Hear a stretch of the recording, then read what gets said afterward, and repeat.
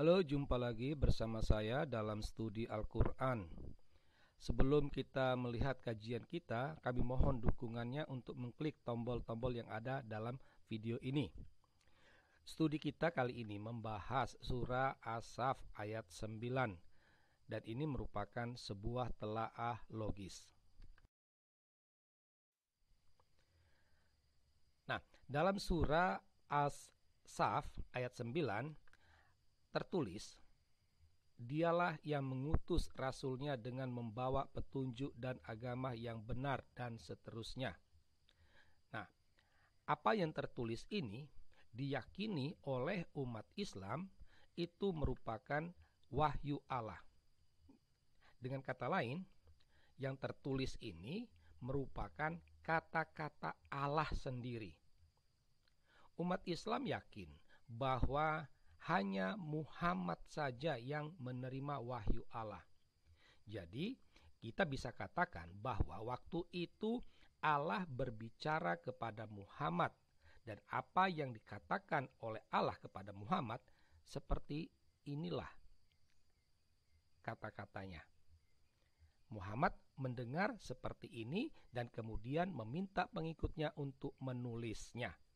Dan jadilah ayat Al-Quran surah As-Saff ayat 9. Gitu. Pada umumnya umat Islam berfokus pada tiga kata kunci dari ayat ini. Ya. Jadi dalam ayat ini ada tiga kata kuncinya. Dia yang diartikan sebagai Allah Subhanahu wa taala. Rasulnya itu diartikan sebagai Muhammad, dan agama yang benar itu adalah Islam. Berhubung ya umat Islam memahami Al-Quran itu sebagai kitab yang jelas, di mana Allah sudah mengatakan telah memudahkan wahyunya, maka dengan pemaknaan tiga kata kunci ini, maka umat Islam mengartikan wahyu Allah itu, menafsirkan wahyu Allah ini dengan Allah lah yang mengutus Muhammad sebagai rasulnya dengan membawa petunjuk dan agama Islam sebagai agama yang benar, bla bla bla dan seterusnya. Ya. Jadi ini simple. Akan tetapi kalau kita mau mengkaji ya dengan nalar akal sehat, maka kita akan menemukan problematik dari wahyu Allah ini. Nah, kalau ditelaah secara akal sehat, maka wahyu Allah dalam surah As-Saff ayat 9 memiliki permasalahan. Ya. Salah satu akar masalahnya itu terletak pada penggalan kalimat ini. Dialah yang mengutus rasulnya. Jadi harus disadari, harus dipahami konteksnya. Allah berbicara kepada Muhammad. Ya, itu. Jadi pada waktu itu Allah dia berkata, Dialah yang mengutus rasulnya. Nah, kalau ditelaah secara akal sehat, maka dapat disimpulkan ada dua Allah, yaitu Allah yang berbicara dan Allah yang mengutus rasulnya. Allah yang berbicara itu berbeda dengan Allah yang mengutus rasulnya.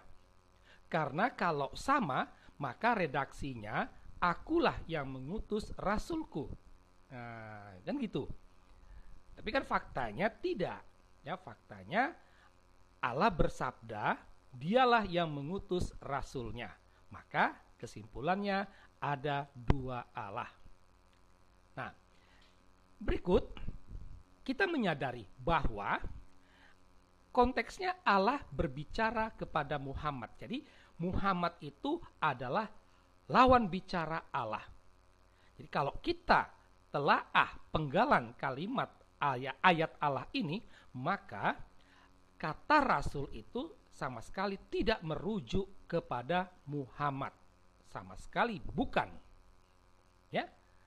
Karena tidak mungkin ketika Allah berbicara dengan mengatakan mengutus rasulnya sementara Muhammad ada di depannya sendiri. Ya. Kalau seandainya kata rasul itu dimaknai sebagai Muhammad, maka redaksinya akulah yang mengutus engkau sebagai rasulku. Nah, jadi ada kekacauan di sini, ya, kekacauan logika bahasanya. Nah, jadi kata rasul, ya, sebagaimana yang diklaim oleh umat Islam adalah Muhammad, itu sama sekali keliru. Nah, berikutnya ada akar persoalan lain itu ada pada kalimat memenangkannya di atas segala agama. Jadi memenangkan agama Islam di atas segala agama. Ini memiliki dua makna. Ya, makna pertama, ya, umat Islam terpanggil untuk menjelek-jelekkan agama lain sehingga agama Islam tampil sebagai baik. Nah, begitu. Atau menyalah-nyalahkan ajaran agama lain, ya, sehingga seolah-olah agama Islam itulah yang benar. Nah, ini dapat kita temui, ya. Ini dapat kita temui dalam ayat-ayat Al-Qur'an. Artinya karakter menjelek-jelekkan agama lain, menyalah-nyalahkan ajaran agama lain, itu langsung dilakukan oleh Allah sendiri. Apa yang terjadi saat ini yang dilakukan oleh umat Islam itu hanya mengikuti apa yang telah dilakukan oleh Allahnya. Nah, inilah, ya, makna pertama, memenangkannya di atas segala agama. Makna yang kedua, yang lebih radikal adalah memusnahkan umat agama lain. Ya.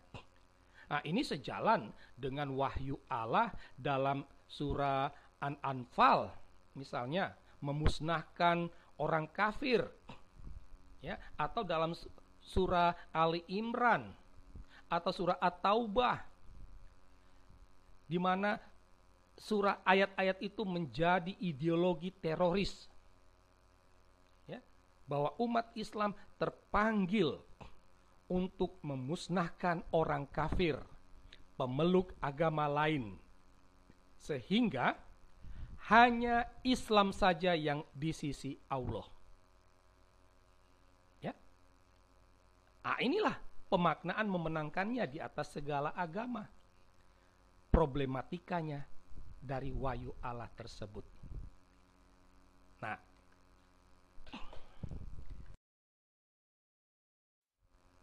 akhirnya kita sampai pada kesimpulan atas surah As-Saff ayat 9. Ya, dari kajian logis tadi, maka dapat kita katakan, ya, bahwa surah As-Saff ayat 9 membuat Al-Quran bukanlah kitab yang jelas.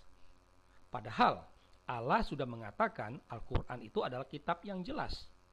Tetapi faktanya dalam surah As-Saff ayat 9 itu tidak jelas. Ya. Surah As-Saff ayat 9 membuat kita mengambil kesimpulan Al-Quran itu bukanlah wahyu Allah. Ya. Karena tidak mungkin Allah yang maha sempurna menghasilkan wahyu yang amburadul, kacau balau. Ya. Jika Al-Quran itu bukan wahyu Allah, maka haruslah dikatakan Al-Quran itu rekayasa Muhammad. Ya. Kata-kata Muhammad diletakkan pada